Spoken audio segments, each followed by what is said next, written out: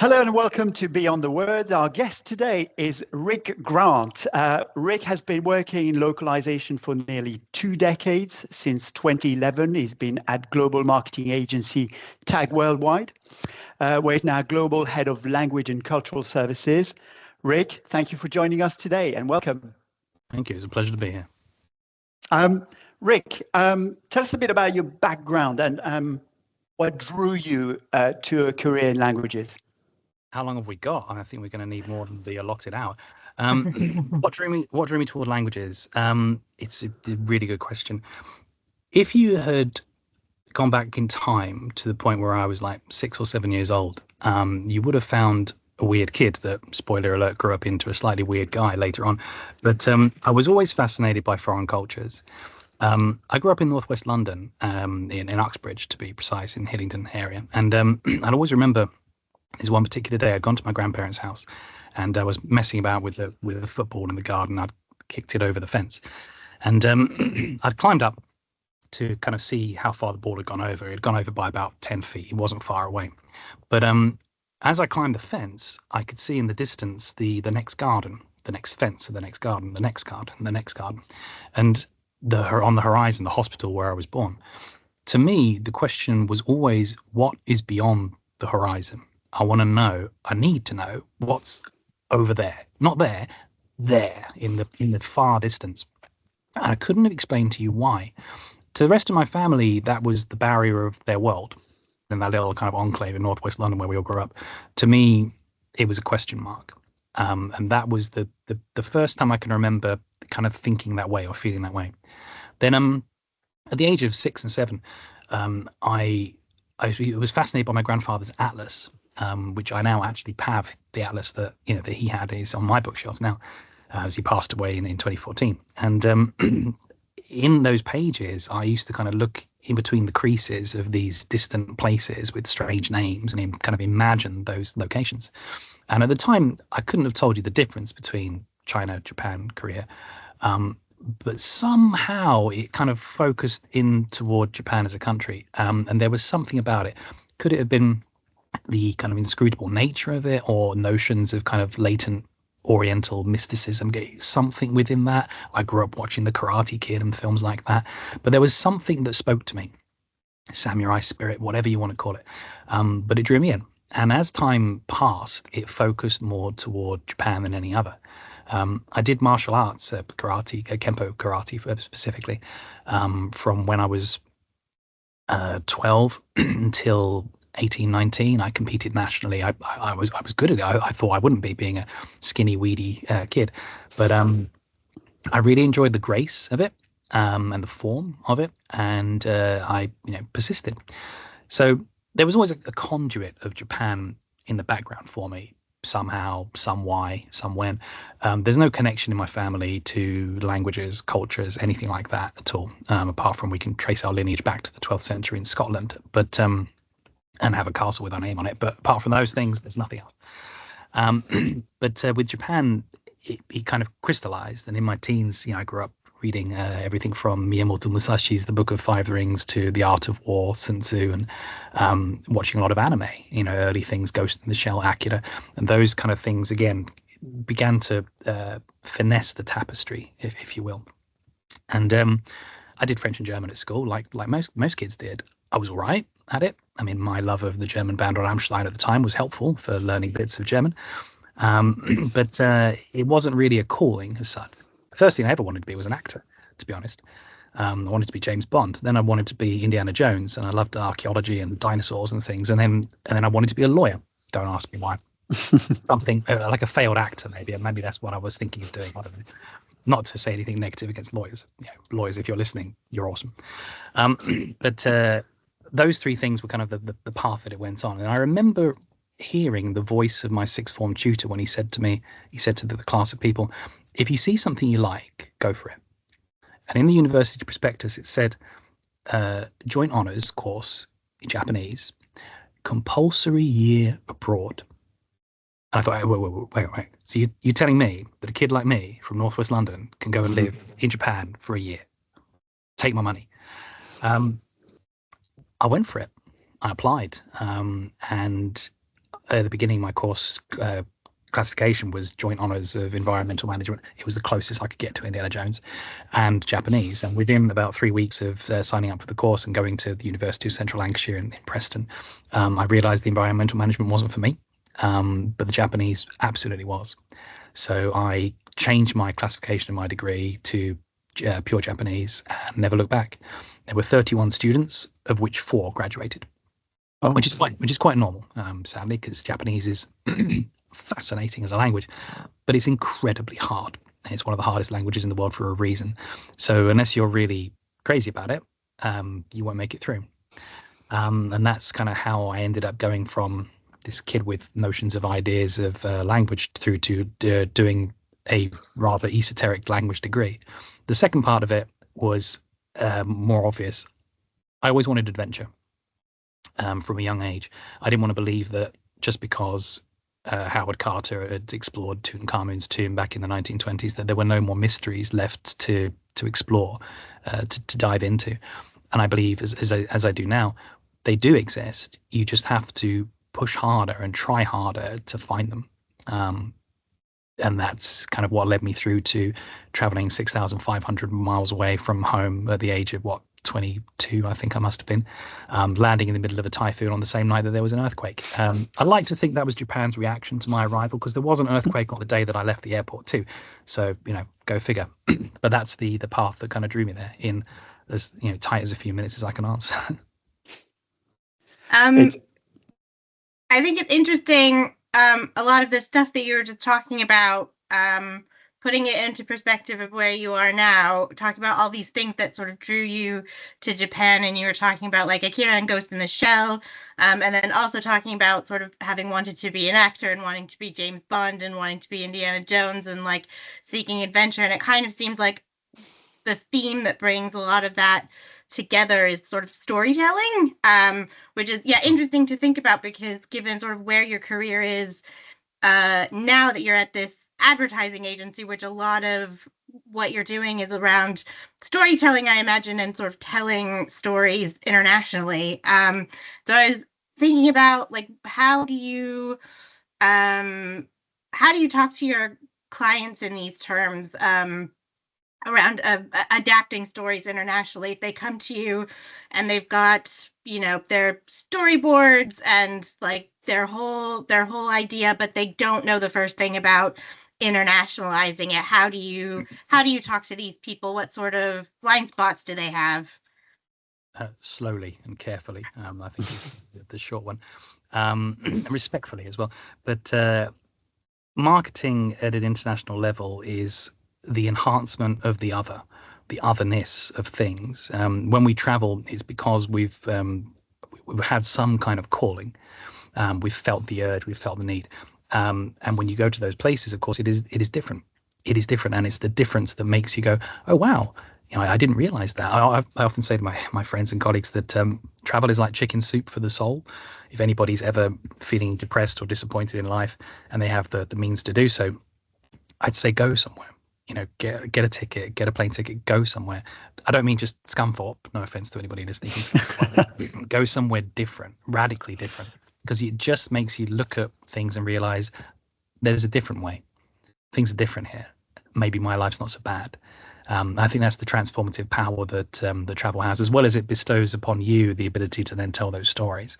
And the manifestation of those stories is exactly the kind of craft that every client, no matter who their target audience are or even what product they're talking about, they're all trying to achieve. When you have those conversations with them, they've got to understand what otherness means. They've got to be able to, sometimes painfully, take a mirror and look at themselves, their values, what they stand for, and realize that the temperature and the impact of those values in another location might not be the same. It probably won't. Especially if we think about advertising in the 50s and 60s, disruption wasn't something that was desired. It was almost pushed out. I mean, there were still advertisers who did disrupt, don't get me wrong. Rebellion is the most natural of all human emotions.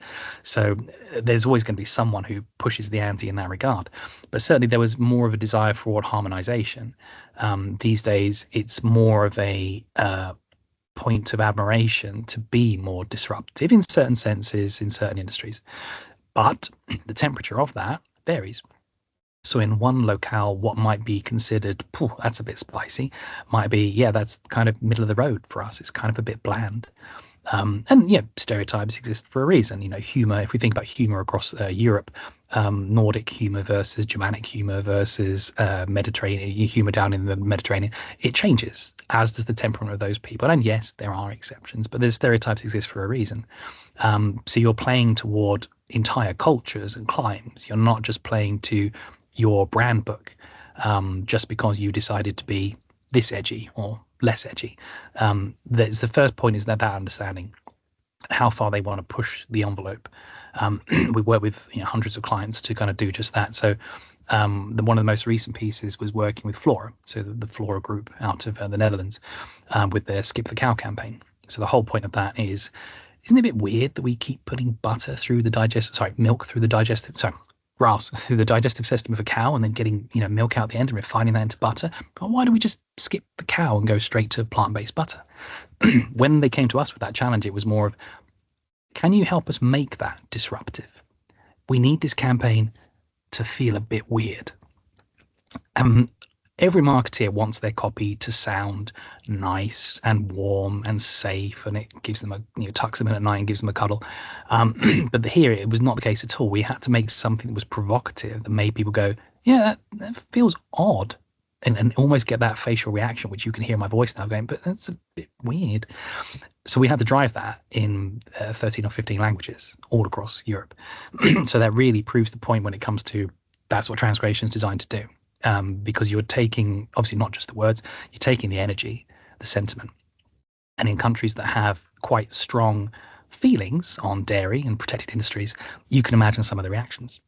So when I think it might have been some of the French farmers were up in arms a little bit about it, I think, well, we're doing our job well, aren't we? Because it is provoking conversation. It is kind of providing that level of disruption. But that's not equal in every single place. So getting a client to understand that and let go of that form of control in a very rigid sense around, the English master says X and I need it to say Y. We've all seen it. Anyone who's done back translations within pharmaceutical, you'll know that they swear by back translation, but there is a reason for it. When we're talking about creative advertising and transcreation content, literally, if that was a theme park, the sign over the top would say, sometimes it can be different from the English, and that's okay. That would be literally over the top of the sign as you walk into transcreation land. Because we all know, those of us who speak languages, all know that something always changes. It might be small, it might be an article, might be the flow, the positioning of some of the pieces within the grammar, but generally something changes. When you add idiomatic expression to that, a lot changes. Temperature, flavor, tone, style, all of those things that become really, really hard to define, but you know if you've got it and you know if you don't. And that's the first port of call for building that understanding of the journey that you're about to take the client, sometimes if they don't realize it themselves.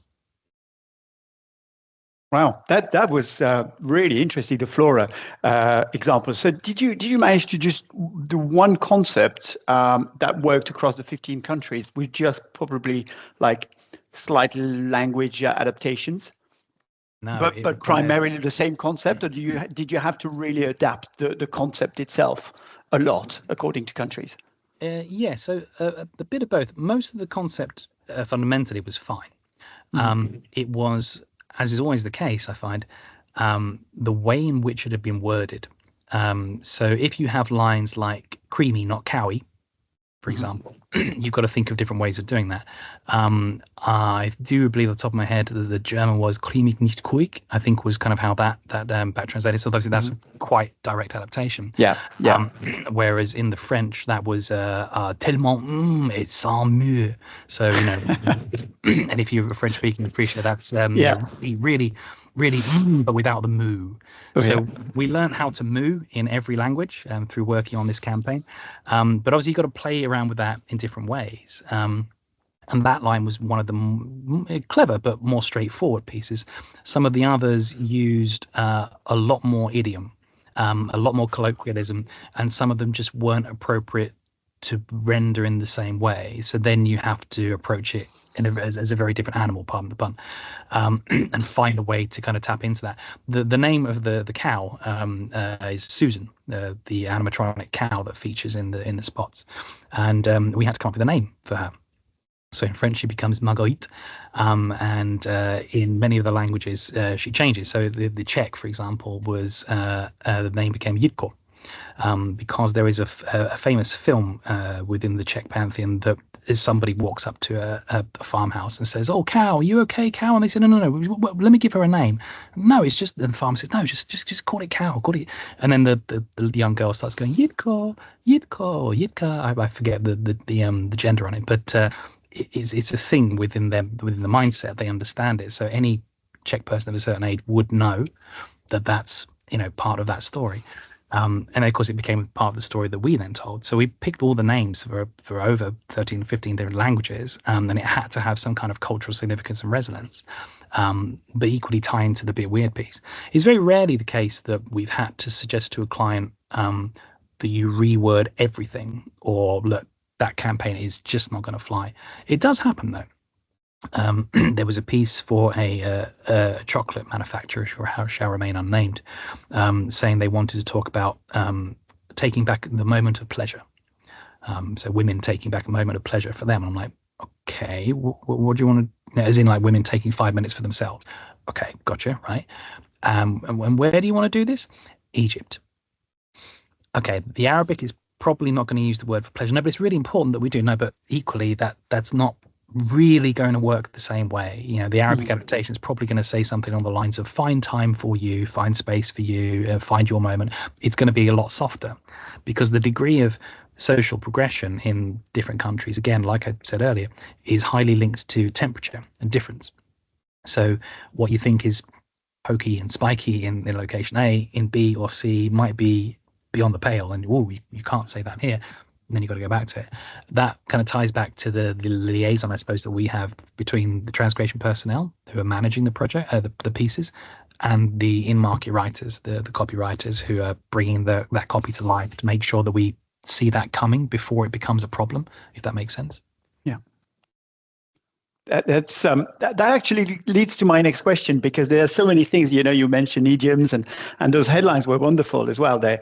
And you understood. You studied German, you studied French. You understood the adaptation in German. You understood the adaptation in French.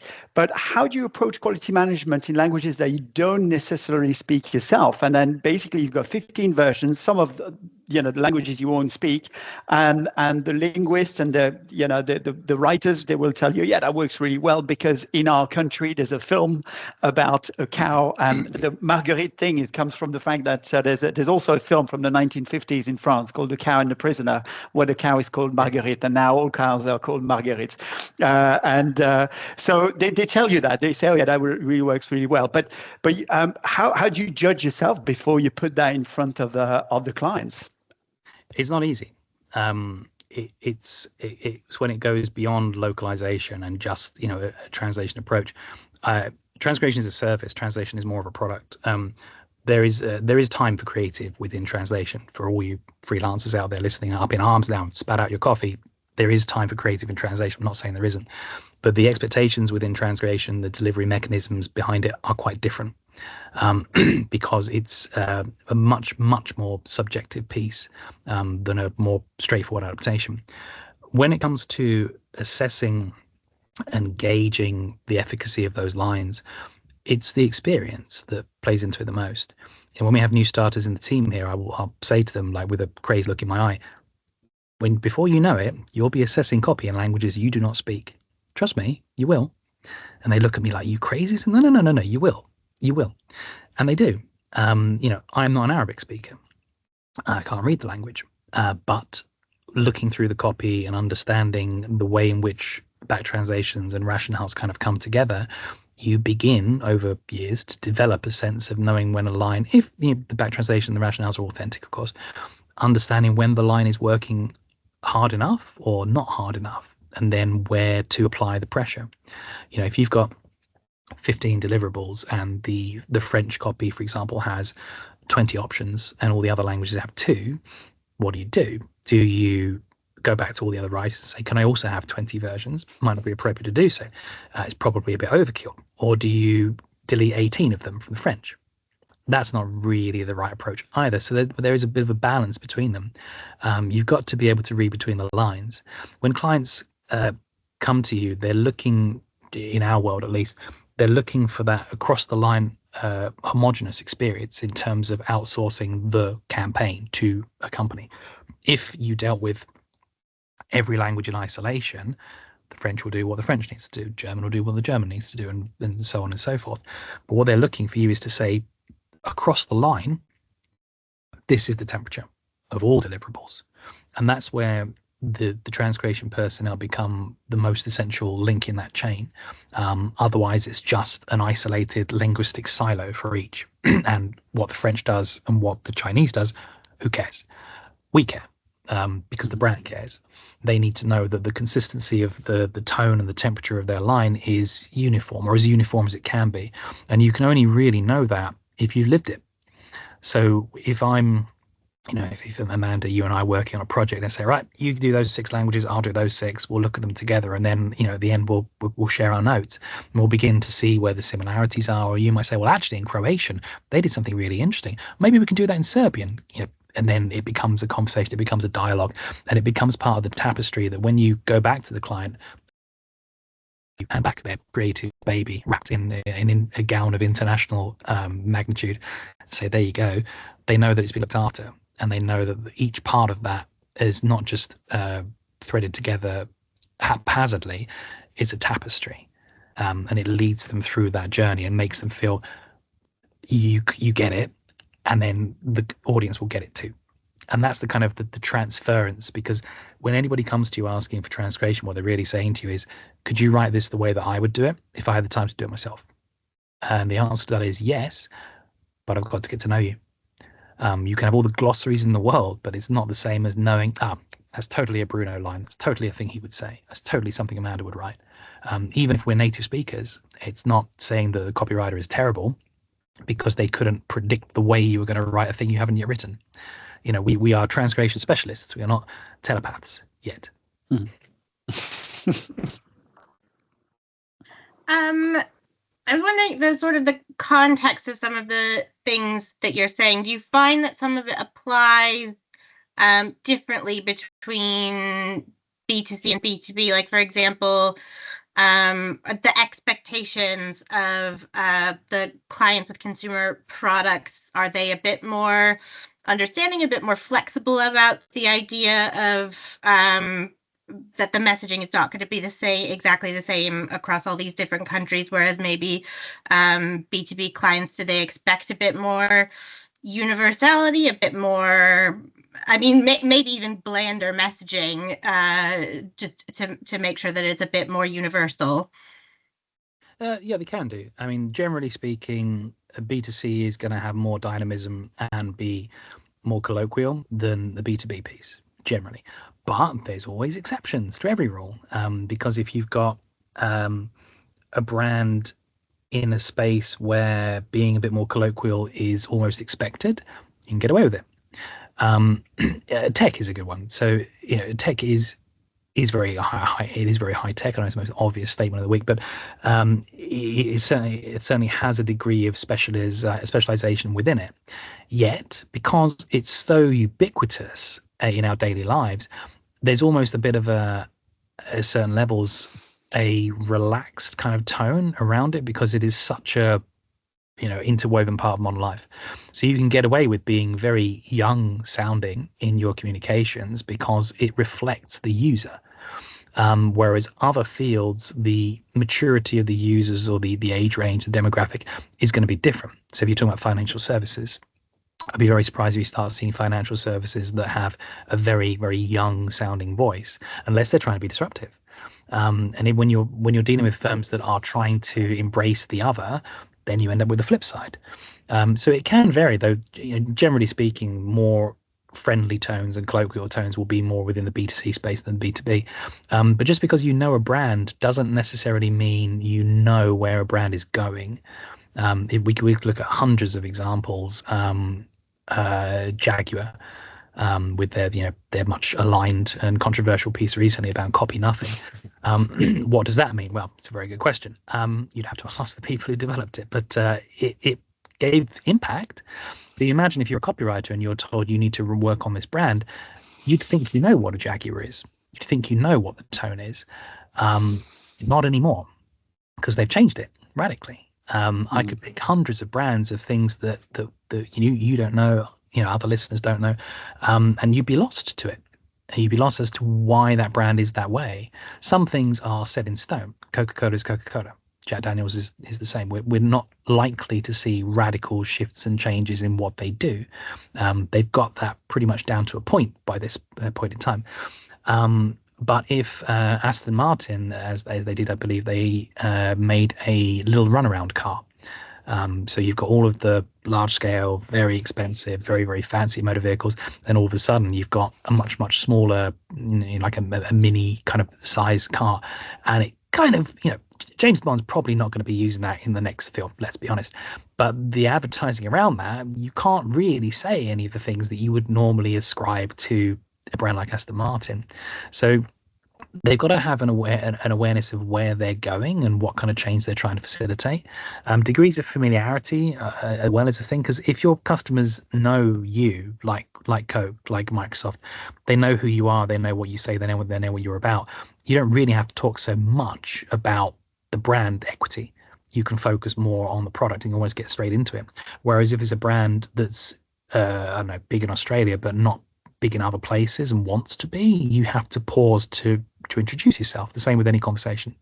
So depending on that familiarity, you'll see different levels of engagement and then different degrees of engagement with the speech and the patterns.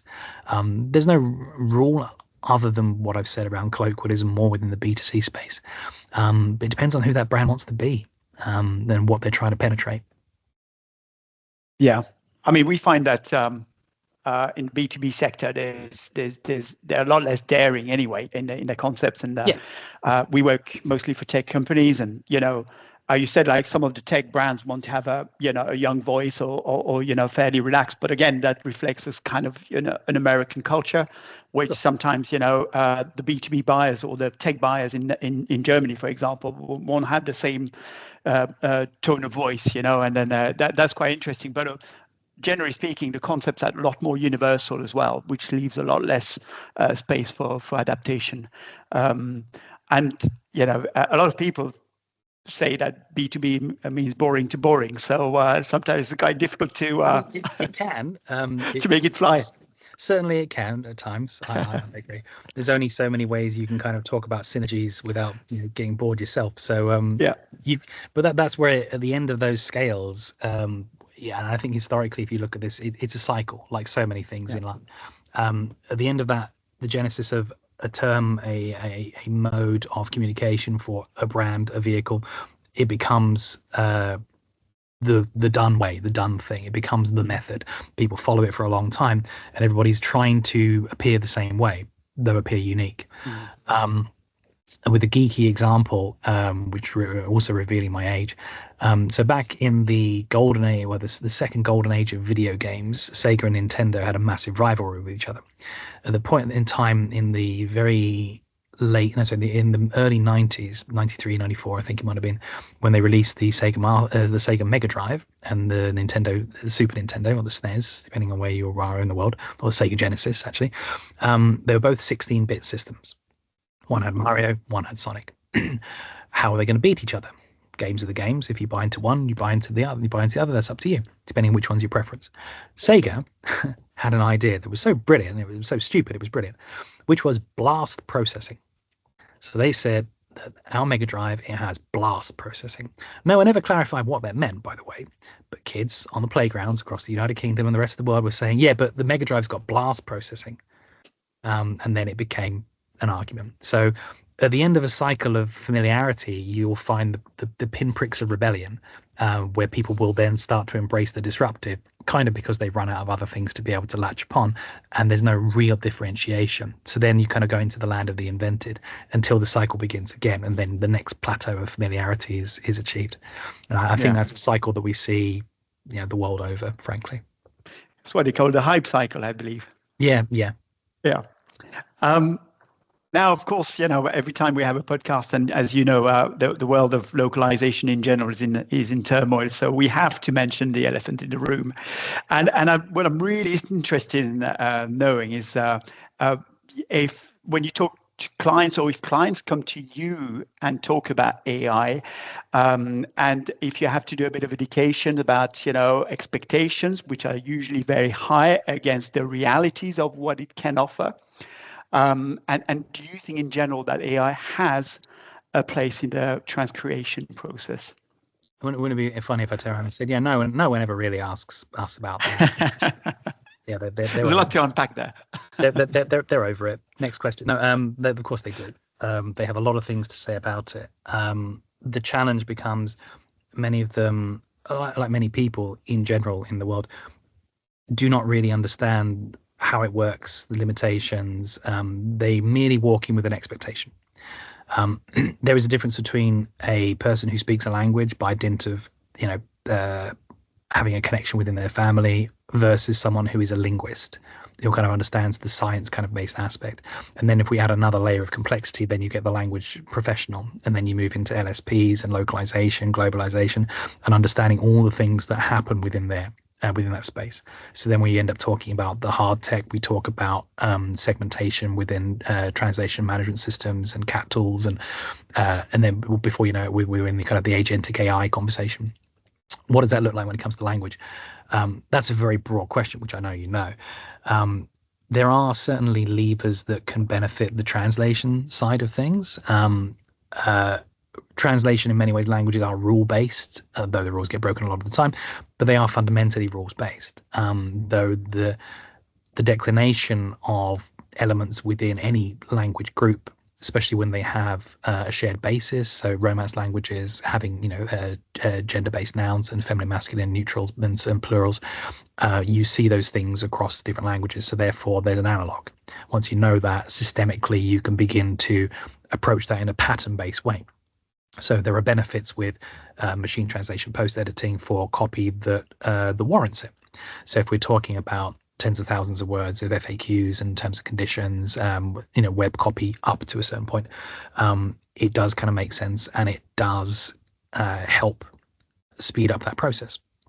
It makes it easier for the linguist, depending on the degree of the quality coming out of the engine. I will kind of add that before the freelancers are all up in arms in the comment section. But what interests me more, I suppose, is when we move the needle over toward transcreation.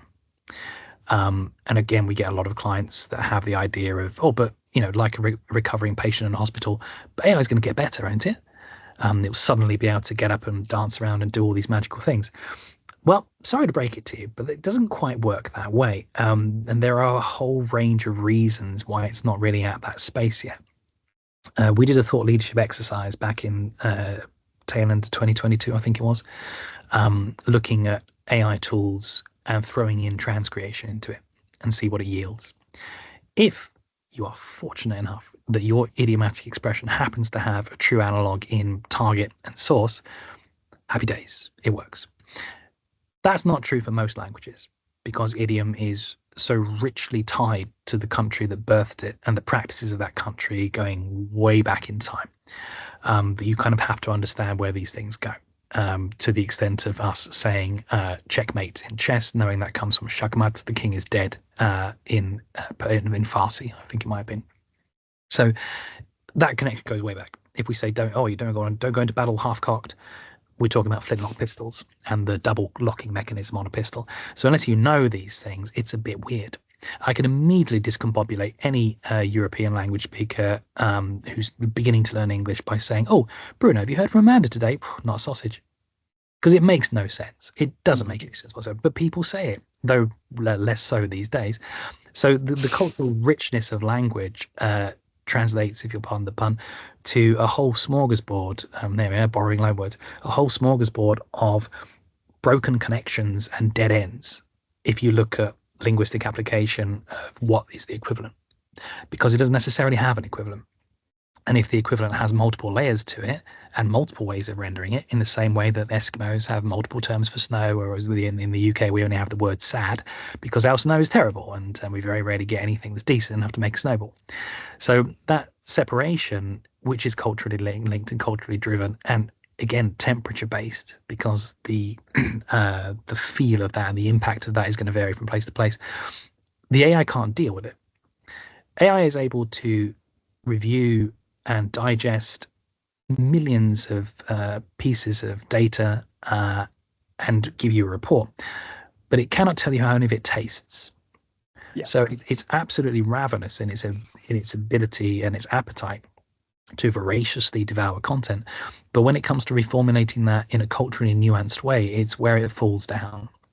So if you took any creative advertising line, threw that into any tool you care to mention, DeepL, Anthropic, Microsoft, etc., ChatGPT, then you're probably going to get a translation that doesn't really have the temperature and the impact of what the master originally said. If you then begin to apply a post-editing step to that, what we then see is an enormous jump in the post-edit distance. And what that tends to do, and any person who speaks a language will understand this, language fatigue is a thing. The first time you went to a pub with Brits and spent a good couple of hours in a pub when you were learning English, I bet it was hard. Trying to keep up with the humor, trying to keep up with all these people talking at the same time to catch the jokes, and it tires you. Someone might say, well, but Bruno, you've been speaking English for years. Why are you so tired? It's hard going to use the brain in that way. The opposite of that when it comes to copywriting and providing machine translation pieces is a French writer does not need to know that the words hello world are bonjour tout le monde. That is not going to help them. That is going to annoy them. It's the same with, and I've seen this in the creative industries as well, with agencies talking about the introduction of AI to generate copy. Copywriters need white paper. They need a white space. They need a space to really think within. Volkswagen had a fantastic campaign. I think it might have been an Ogilvy piece. I'm not sure who the original author was. Or it might have been a Saatchi piece, but it had a big Volkswagen Beetle, and at the top of the copy it said lemon. In the body copy underneath, it says this Volkswagen Beetle failed its test. It's not because it had perfect seats. It's not because it had perfect drivetrain, perfect driving experience. It's because there was one little widget on one corner of the car that was faulty. So to us, this didn't pass the test because our quality standards at Volkswagen are so high that only things that tick these boxes will be considered a car that we would sell. So even though that car looked perfect, lemon. And putting lemon in a massive size 72 font on a piece of paper like that in the old days of print, in the 60s when it would have been a thing, was pretty bold. That's a pretty big kind of thing to do. But they did it because it was disruptive. Those copywriters didn't take all of that time to look at what had been done by every other competitor and then regenerate an algorithmic suggestion of what the median average approach would be. Somebody sat there, sucked on a pen and thought, no, I've got it. And there it is. So AI cannot get to that space because it is median based, it is average based. It's going to suggest the average and the homogenization and the harmonization. But clients who are looking for standing out, disruption, and to a limited degree chaos are looking for a completely different item, which they're not going to find within that haystack, if that makes sense. It makes perfect sense. Yeah, you're right about the disruption, and reproducing what's already been done is basically what AI does because that's what it was trained on. In the world of translation, we find that because it was trained on fairly poor data, because as you know, there's a lot more bad translation out there than good translation. So I'm not talking about Gen AI, but MTPE. We find that it does mediocrity at scale.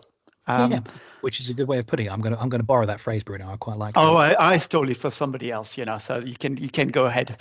There's absolutely no copyright on that. Good to know. Thank you very much for your time and for joining us. We've just got one more question, and it's the question that we ask all of our guests at the end of the interview. So we know that you speak Japanese, you speak some French and German, but if you were to start learning a new language now that you haven't tried to learn before, which one would you choose and why?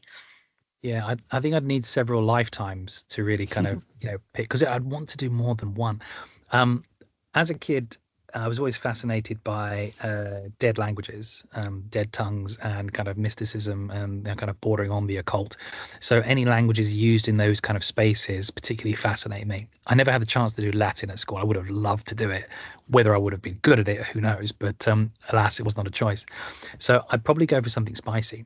With my practical hat on, I'd probably go for Arabic. I'd love to be able to kind of read the script, and obviously that opens a lot of doorways, and understanding kind of a right to left language and how it functions in that sense. But I did dabble in Hebrew briefly, but to really know how that works and the morphology of it, as well as when you put it into cursive, I think that'd be quite fascinating. But that's more with a practical, rational hat. I'm going to take that hat off and throw that over the side and think, if I wanted to do something just because it's cool, I'd probably go towards some kind of ancient tongue. So that would probably be Akkadian, Sumerian, kind of old Mesopotamian languages. Sanskrit would definitely be on that list for sure. Even Tibetan. I think it's called Jonka or Zonka. The characters they have, absolutely wild. I like looking at things, ciphers, and seeing how things like Alien script, if you've ever heard of that, is quite fascinating, where they created a new alphabet based on placing dots and lines in specific locations and then turning those gradually. So A is dot dash dash and B is dot dot dot dash, and then putting, instead of in a vertical line, doing those around line and then dots and then a calligraphic dot, and suddenly it became a script. It's called Elian script, Elian, and it's quite beautiful. It's essentially a cipher, because it's not really a language as such, but when language morphs and characters morph into something beyond what they're supposed to be, like the pictorial ideographs you see within Japanese and Chinese, and to a limited degree Korean, and they represent the idea visually rather than merely sounds. I think that shifting point between those spaces is particularly interesting, and you could go on forever in that space if you really wanted to. You will need several lifetimes. Yeah, I will. I did buy a book about an Akkadian grammar, I think it's called. It's a big thick book that sits on my shelf at home with all the other language books. It's a bit dry and it's a bit hard to get to. Let's be honest. And I've got no one to talk to, so there's that problem as well. Yeah. Or you can become an archaeologist. Yeah, well, I know where a place where I can get a good fedora, and I'm sure that the client will whip from somewhere, and someone will put me into employ, I hope. There you go. We're circling back to Indiana Jones now. A nice neat circle. Exactly. Well, thank you so much, Rik. It's been absolutely fascinating listening to your insights and experience.